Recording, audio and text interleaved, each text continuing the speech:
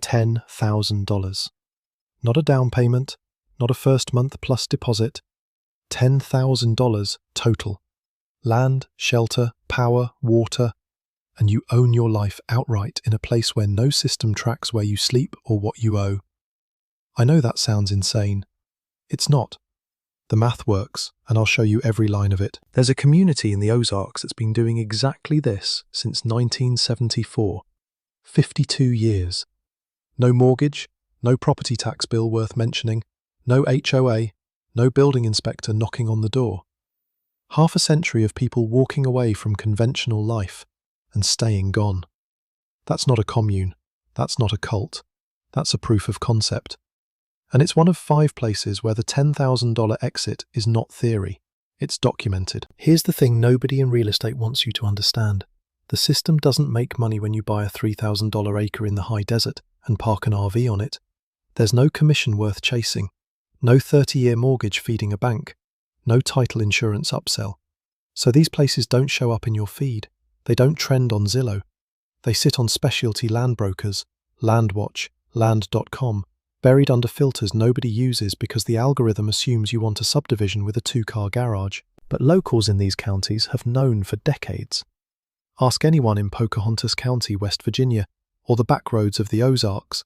They'll tell you the same thing. This isn't one freak listing, it's a pattern.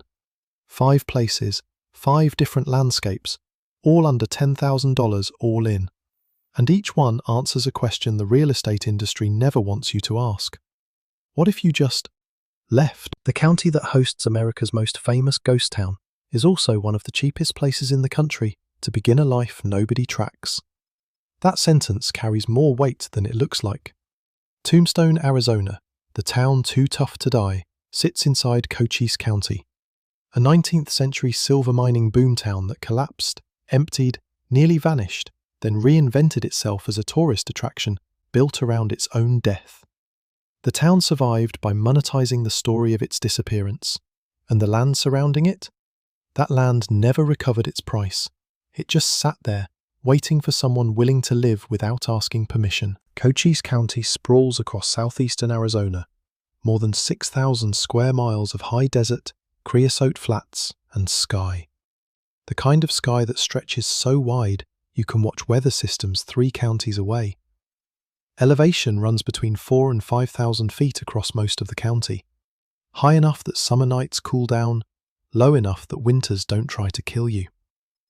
The Chiricahua Mountains cut through the eastern edge, covered in rock spires that look like someone stacked stones 40 feet high and forgot to knock them over. Between the mountains and the border with Mexico, it's open, quiet, and mostly empty. The math here is simple, and the math is the whole point.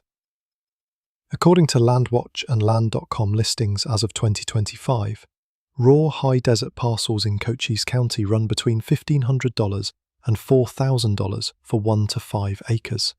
That's not a typo.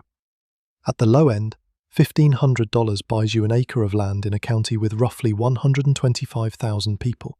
Enough population to sustain a Walmart, a hospital in Sierra Vista, gas stations, and a functioning supply chain, but spread thin enough across those 6,000 square miles that your nearest neighbour might be a 20-minute drive. So here's what $10,000 actually buys.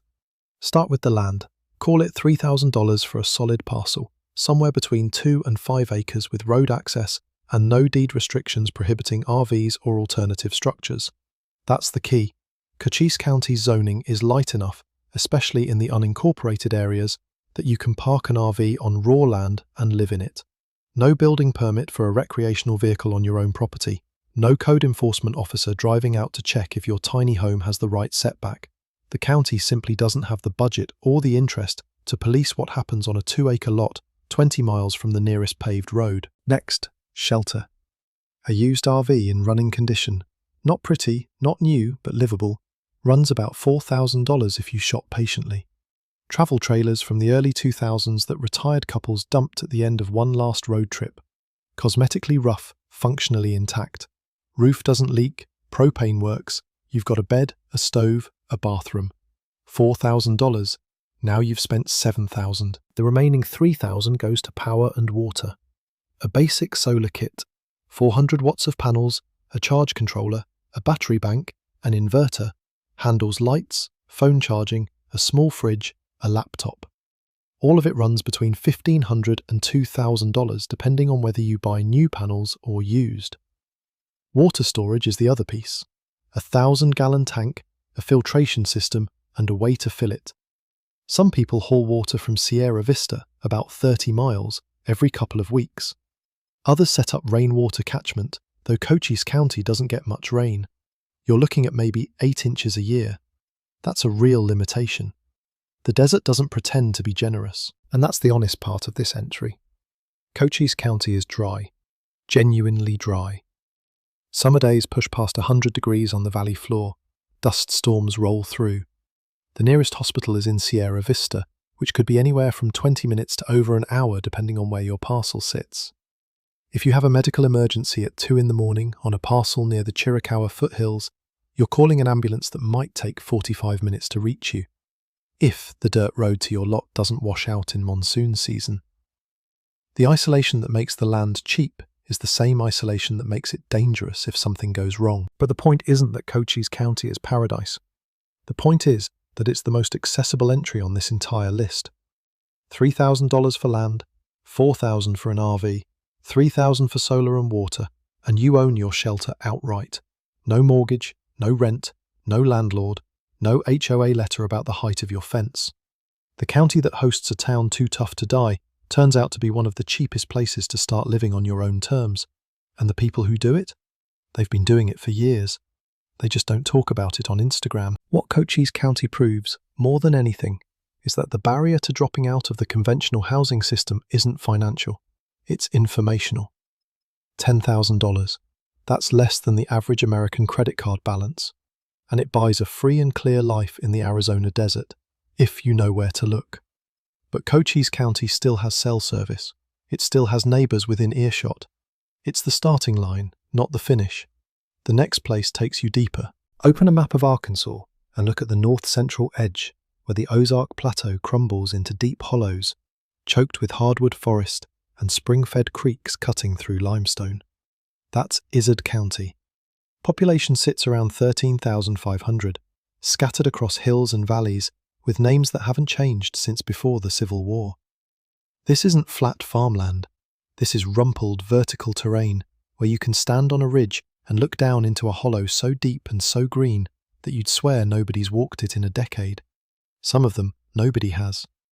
Every other entry on this list takes place in the arid west or the deep backcountry. Izard County is the exception, and the exception matters. This is the only place where $10,000 buys you land with real water and real trees. Not trucked-in water, not rainwater harvested off 8 inches of annual precipitation. Actual springs, actual creeks, enough annual rainfall, close to 50 inches in a good year, that a rain catchment system on a basic roof fills a cistern without effort. You can drink from the land here. That changes the entire equation of off-grid survival. According to LandWatch listings from 2025, forested parcels in Izard County run between $2,500 and $6,000 for 1 to 10 acres. The spread depends on road access and whether there's a spring or creek on the parcel. At the low end, $2,500 gets you wooded acreage on a hillside with no utilities and a seasonal dirt road. At the upper end, $6,000 puts you on a flat-bottomed hollow with creek frontage and enough cleared space for a garden. The zoning is friendly. Izard County doesn't impose the kind of building restrictions that suburban counties use to keep you dependent on contractors and permits. You can put a shed on your land. You can park a camper. You can build a cabin from milled timber without a licensed architect. The $10,000 budget breaks down differently here than in the desert. Call it $4,000 for land, a solid parcel with some water feature, enough trees for firewood and lumber, close enough to a county road that you can get a vehicle in and out. $3,000 goes to a used camper or a basic shed, not a house, not a tiny home kit, just a weather-tight structure with enough room for a bed, a wood stove, and storage. The remaining $3,000 covers a well or rain catchment system. In the Ozarks, drilling a shallow well can run as low as $2,000 to $3,000 if you hit water within 50 feet, and in this geology, you often do.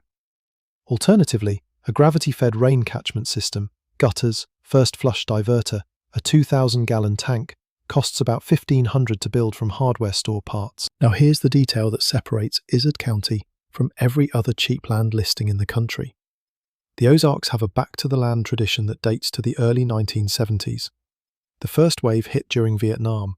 Young people, draft resistors, idealists, dropouts, whatever label you want, bought cheap acreage in these hills and built homesteads from scratch. No grid power, no running water, no paved roads. Some of them left after a few years. Many didn't. Their children grew up in those hollows. Their grandchildren are there now. Izard County has a 50-year track record of people disappearing into these hills and staying. This isn't theory, it's generational proof. Talk to the locals. And in Izard County, locals means people whose families go back to the homesteading wave or further. And they'll tell you the same thing. The hills take care of people who learn the hills. There's deer, there's turkey, there's wild ginseng that sells for hundreds of dollars a pound in the right market. The Ozarks aren't wilderness in the Alaskan sense. They're old, managed, lived-in forest. You won't starve here if you know what you're doing. And the community that formed in the 1970s created informal networks of knowledge sharing, tool sharing, and mutual aid that still function, quietly, without any formal structure or government funding. The drawbacks are real, though. Izard County's economy is thin. The median household income hovers well below the state average, and the state average is already one of the lowest in the country. Jobs are scarce. Healthcare is scarcer. The nearest hospital with full services is a drive, and specialist care means a trip to Little Rock or Springfield, Missouri, each several hours away. The terrain that makes the land cheap and beautiful also makes it hard to farm at scale. The soil is rocky and acidic.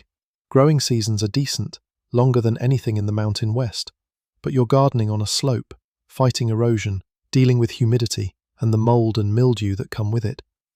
Summers are hot and thick with insects. Winters are cold enough for a hard freeze, but rarely cold enough to kill the ticks and chiggers that make Ozark summers a particular kind of misery. And isolation cuts both ways. The same remoteness that makes this land affordable means you're a long way from everything.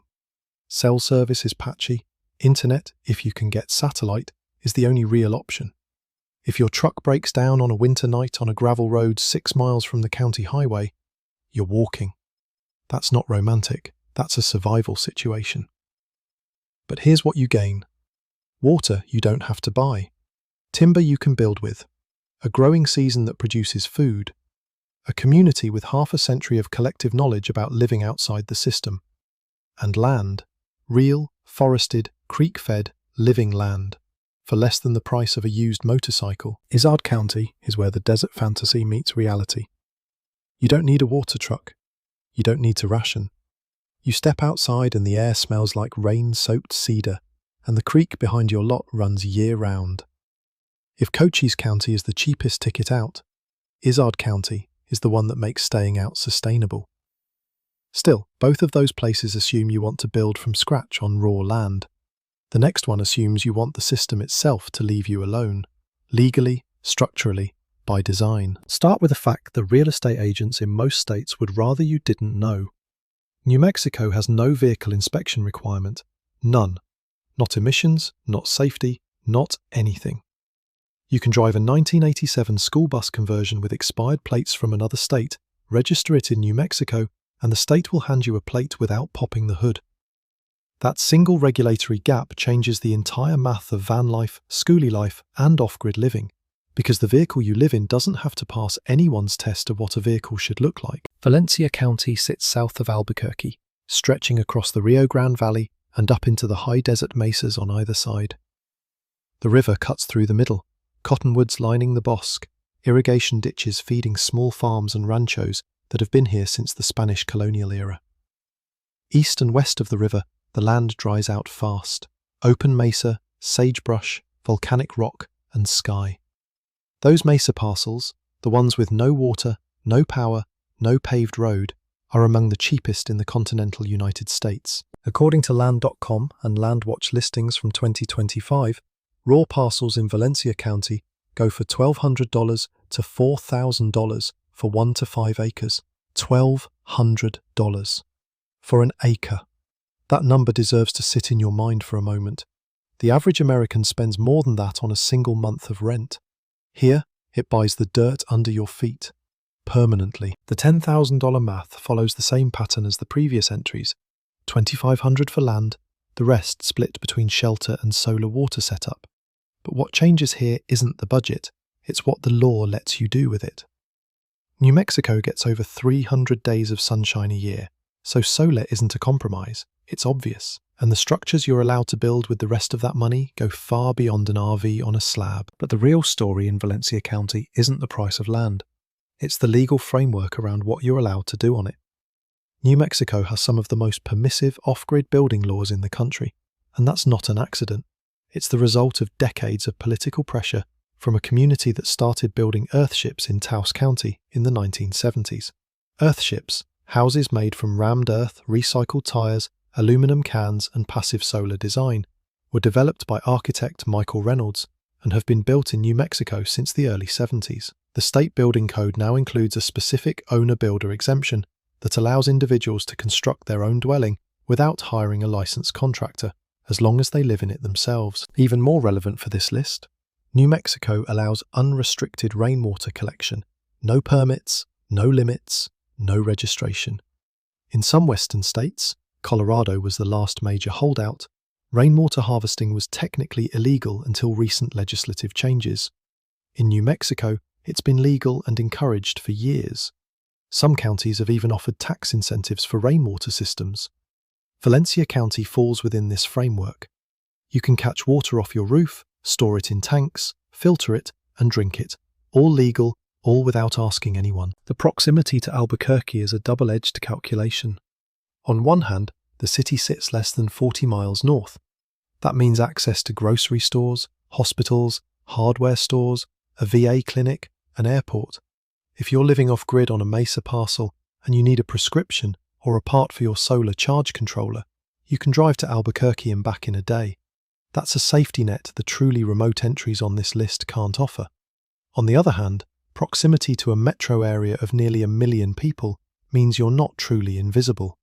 County roads get some traffic, census workers know where to find you, law enforcement patrols exist, even if they're infrequent. The honest drawbacks stack up once the romance wears off. Valencia County's Mesa land is dry, genuinely, relentlessly dry. Annual rainfall barely cracks 9 inches. The Rio Grande is close, but you can't legally pump from it without water rights, and those rights are among the most contested legal instruments in the American West. You're dependent on hauled water or rainwater catchment in an environment that provides almost no rain to catch. Summer temperatures on the Mesa push past 100 degrees, and the UV exposure at this elevation degrades everything. RV roofs, solar panel wiring, skin, patience. Wind is the other factor nobody mentions in the listing photos.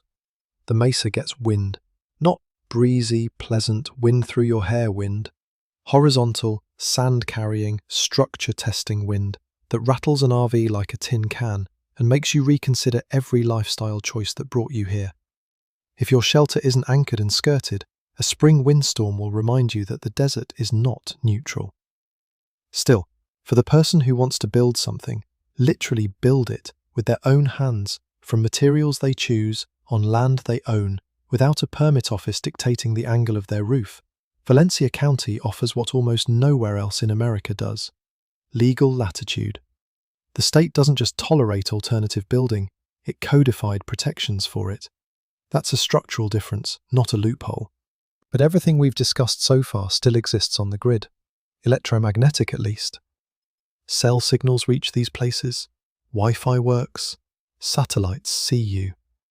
The next entry on this list changes that. And it changes it because the United States government itself decided in 1958 to build a place where signals go to die. In 1958, the Federal Communications Commission did something it has never done before or since. It drew a rectangle on the map of the eastern United States, 13,000 square miles spanning parts of West Virginia and Virginia, and declared that inside that rectangle, electromagnetic radiation would be controlled by federal law. No cell towers, no high-powered Wi-Fi, no radio transmitters above a threshold so low that a standard baby monitor would violate it. The purpose? To protect the Green Bank Observatory, a radio telescope so sensitive that it can detect signals from galaxies billions of light years away, but so fragile that a microwave oven running inside a building 3 miles away would blind it. They called it the National Radio Quiet Zone, and for 68 years it has been exactly what the name says. Quiet. Electromagnetically silent. A place where your phone doesn't ring. Not because there's no coverage, not because you're in a dead spot between towers, but because the federal government made it illegal for a tower to exist. I know that sounds like a conspiracy theory. It's not. It's 47 CFR Part 1, Subpart M. It's in the Federal Register. The FCC enforces it. Trucks with signal detection equipment patrol the zone, hunting for unauthorized emitters. If your diesel truck's spark plugs are throwing interference, they'll find you. This is real. The Quiet Zone stretches across some of the most remote and least expensive land east of the Mississippi River. Pocahontas County and Pendleton County, West Virginia, the heart of the zone, are Appalachian backcountry. Steep ridges blanketed in hardwood forest, narrow valleys where creeks run cold and fast. The kind of terrain where you can stand on a mountaintop and see nothing but trees in every direction. No towers, no antennas, no blinking red lights on the horizon. Just ridgeline after ridgeline, layered in blue haze all the way to the edge of sight. According to LandWatch and Zillow listings from 2025, rural parcels inside the Quiet Zone run between $2,000 and $8,000 for 1 to 10 acres. The variation depends on access, slope, and proximity to a county road. At the low end, $2,000 gets you steep, timbered hillside with no road frontage. You're walking in. At the upper end, $8,000 buys a flatter parcel with a gravel access road, maybe a creek boundary, near enough to the small town of Greenbank that you could walk there if you had to. Greenbank itself has a population under 200. No cell service, no public Wi-Fi. There's a general store, a community centre, the observatory, which doubles as the area's primary employer and tourist attraction, and not much else. The economy runs on forestry, small-scale farming, and the observatory's staff and visiting researchers. There is no downtown. There is no nightlife. There is, quite literally, almost nothing here, and that's the point. The $10,000 budget in the Quiet Zone allocates roughly like this. $5,000 for land, a reasonable parcel with road access and enough flat ground to site a structure. $3,000 for a used cabin, camper, or salvaged building materials. $2,000 for initial supplies, food stores, tools, firewood, a gravity-fed water system from a spring or creek. Solar works here, though not as aggressively as in the southwest. West Virginia gets less sun, more cloud cover, more rain.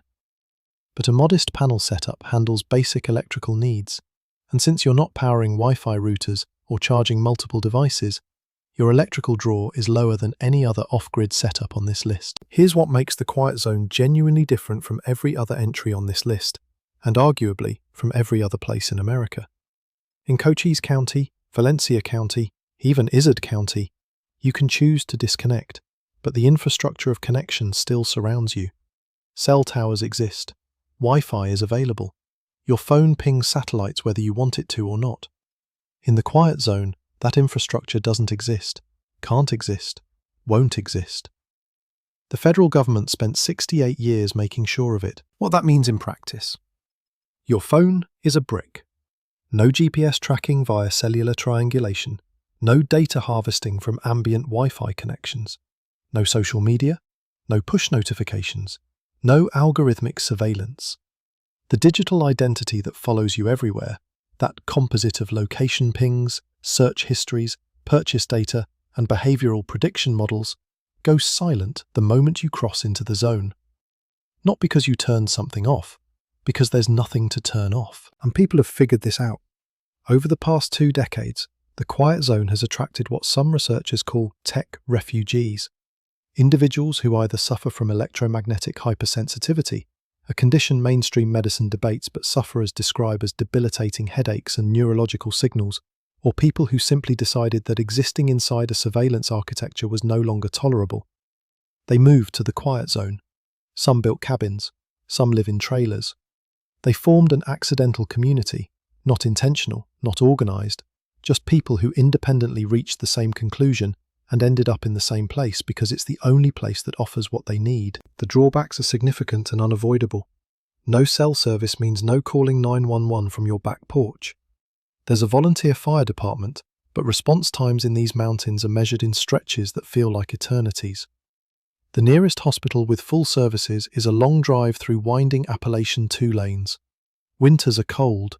This is Mountain, West Virginia, elevation above 3,000 feet, with snow and ice from November through March. The economy offers almost nothing. If you need income, you're looking at remote work, ironically difficult without reliable internet, seasonal tourism jobs at the observatory, or subsistence activities. Isolation here isn't philosophical, it's structural, enforced by terrain and federal policy simultaneously. And yet, there's something that happens in the quiet zone that doesn't happen anywhere else on this list. Anywhere else in America, maybe anywhere else in the Western world. It gets quiet. Not just sound quiet, that exists in any remote place. Signal quiet. Your nervous system, which has been marinating in electromagnetic noise since the day you were born, encounters an absence it doesn't recognize. Visitors to Greenbank describe it consistently. Something changes. The air feels different. Sleep comes easier. Attention sharpens. Whether that's physiological or psychological doesn't really matter. The experience is consistent enough that people keep coming, and some of them never leave. 13,000 square miles. 68 years of federal enforcement. Land at $2,000 to $8,000 an acre. No cell towers, no Wi-Fi, no signals, no digital footprint. The United States government built the closest thing to a disappeared zone that exists in the modern world. They just did it to protect a telescope, not to protect you. But the effect is the same. And still, you can drive to the quiet zone. There's a road, there's a town, there's a general store. There's a connection, however thin, to the country you left behind. The last entry on this list doesn't have that. The last place on this list doesn't have a road at all. Population 28. Let that number settle. Not 2,800, not 28,000. 28 human beings. Fewer people than a single floor of a single apartment building in any city you've ever lived in. 28 people, and they live at the end of a 60-mile unpaved road inside Wrangell St. Elias National Park. The largest national park in the United States, larger than the entire state of Maryland, larger than 9 US states, an area of wilderness so vast that it contains active volcanoes, glaciers the size of cities, and mountain ranges that have never been fully mapped. You're probably thinking this is hyperbole. It's not. McCarthy, Alaska is a former copper mining settlement that was built in the early 20th century to service the Kennecott Mines, a massive copper extraction operation that produced $200 million worth of ore between 1911 and 1938, then shut down overnight when the copper ran out. The company pulled its workers, the railroad stopped running. The town of McCarthy, which had existed to serve the miners, lost its reason to exist. Most people left. The buildings didn't. For decades, McCarthy sat empty. Not abandoned in the suburban sense, not boarded up and for sale. Abandoned in the Alaskan sense. Left to the weather, the bears, and the occasional bush pilot who landed on the old airstrip for reasons that were nobody's business. The road, the McCarthy Road, which follows the old railroad bed, was nominally maintained but barely drivable, studded with old railroad spikes and washed out regularly by glacial rivers. For most of the year, the only reliable way in or out was a small plane. That's still largely true in 2026. The McCarthy Road is passable in summer, barely, by high-clearance vehicles driven by people who understand that a flat tyre here means a multi-hour wait if another vehicle happens to pass, or a multi-day wait if one doesn't. In winter, the road is impassable, full stop. Snow, ice, and avalanche debris close it for months. During those months, the 28 year-round residents of McCarthy access the outside world by bush plane, small aircraft that land on dirt or gravel strips, weather permitting. And in an Alaskan winter, Weather doesn't permit as often as you'd like. You might think the price of vanishing this completely would be astronomical, that remoteness itself becomes a luxury. The opposite is true, and this is where the math gets stark. According to Alaska Land Listings from 2025 and remote parcel brokers who specialize in this kind of frontier property, parcels in the McCarthy area, including fly-in only parcels deeper in the Wrangell-St. Elias backcountry, go for $2,000 to $10,000 depending on access. A parcel accessible only by bush plane sits at the low end, $2,000 to $3,000 for acreage that no vehicle can reach. Parcels along the McCarthy Road, technically drivable in summer, run higher, closer to $8,000 or $10,000. $10,000 in McCarthy doesn't buy what it buys in Cochise County or Valencia County. There's no RV option. You can't drive one in, and even if you could, it wouldn't survive the winter. What $10,000 covers is land on a fly-in parcel and basic cabin materials, lumber, hardware, roofing, insulation rated for temperatures that drop to 40 below zero, a wood stove, a chainsaw. You're not parking a trailer, you're building a structure, by hand, with tools you carried in on a plane, using timber you cut from the land you bought. This is not lifestyle design. This is not a Pinterest board. This is construction in wilderness conditions with no margin for error. There is no cell service in McCarthy. There is no electrical grid. There is no municipal water system. There is no sewage system. There is no police department. There are no emergency services beyond what the community provides for itself.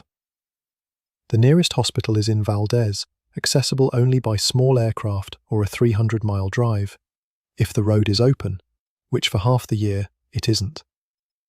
If you have a medical emergency in McCarthy in January, you are dependent on whether a bush pilot can fly in weather that might not allow it. That's not a footnote. That's the central fact of life here, and yet people live here. 28 of them, year-round. McCarthy's residents include homesteaders who've been here for decades, bush pilots who fly supply runs and tourist charters in summer, and, this is the detail that stops people in their tracks, former professionals, former lawyers, former engineers, former teachers, people who held conventional careers in conventional cities and one day decided that conventional life was the thing they needed to survive away from. They sold what they had, bought land or a cabin at the end of the world, and vanished. There is no mayor in McCarthy, no city council, no local government of any kind.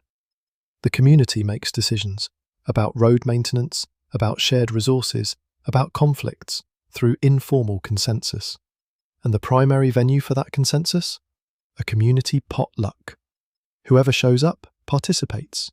Whoever doesn't, doesn't. Governance by potluck attendance. I'm not embellishing this. That's how it works. A place with no government, no police, and no mechanism of authority beyond the willingness of your neighbours to cooperate. The landscape itself is a kind of authority. Wrangell-St. Elias is not Yellowstone. It's not a park in the sense most Americans understand. Paved roads, visitor centres, gift shops. It's 13 million acres of backcountry so extreme that entire mountain ranges within it have been climbed fewer times than Everest. Glaciers here, the Kennecott Glacier, the Root Glacier, are rivers of ice miles wide and hundreds of feet thick, grinding slowly through valleys that have never been developed and likely never will be. In summer, the sun barely sets, 18 to 20 hours of daylight in June, and in that light, the mountains glow copper and violet in a way that no photograph has ever adequately captured. In winter, the sun barely rises. 4 to 5 hours of thin grey light, and then darkness, and then cold that makes the air itself feel solid. The implications of choosing McCarthy are different in kind from every other entry on this list. In Cochise County, you're choosing cheap land. In Izard County, you're choosing sustainability. In Valencia County, you're choosing legal freedom. In the Quiet Zone, you're choosing electromagnetic silence. In McCarthy, you're choosing to actually disappear. Not metaphorically, not in a lifestyle blog off-grid hashtag sense. You're choosing a place where, if you stop communicating with the outside world, no one will come looking for you. Because no one can. There's no address to send a welfare check to. There's no road for the sheriff to drive down. There's no phone to call. You are, in the most literal sense available, in the 21st century, gone. That carries a weight that the other entries don't. McCarthy isn't a fallback plan for when rent gets too high. It's an end state. It's the answer to the question, how far can I go? And the answer is, far enough that the question stops making sense, because there's nothing left to go far from. You're not outside the system. The system doesn't exist here. There's only the land, the cold, the dark, the light, and the 27 other people who chose the same thing you did. You'll think I'm romanticising this. I'm not. Half the people who try to winter in McCarthy leave before the second year. The darkness alone, months of it, real darkness, not city dark but wilderness dark, breaks people. The isolation breaks people. The knowledge that a broken leg in December could genuinely kill you breaks people. McCarthy doesn't select for dreamers. It selects for a specific kind of stubbornness. The kind that looks at 40 below zero and no hospital and no road and no light and says, yes, this is what I was looking for. Population 28. Bush plane access. Inside the largest national park in America. Governed by potluck. $10,000. This is where you actually disappear. A $3,000 acre in Arizona where you park an RV in the high desert and never see a permit inspector. And the fly-in parcel in Alaska where 28 people govern themselves by potluck and the nearest hospital requires a bush plane. 5 places, 5 thresholds, and every one of them sitting under $10,000 total. The question isn't whether these places exist. You've seen the listings. The question is what it would actually take, not financially, but inside your own head, to choose one. Which of these 5 would you choose, and which would break you first? Drop it in the comments. And if this kind of content, the stuff that doesn't show up in your Zillow feed, is useful to you, subscribe. There are more places like these, and nobody else is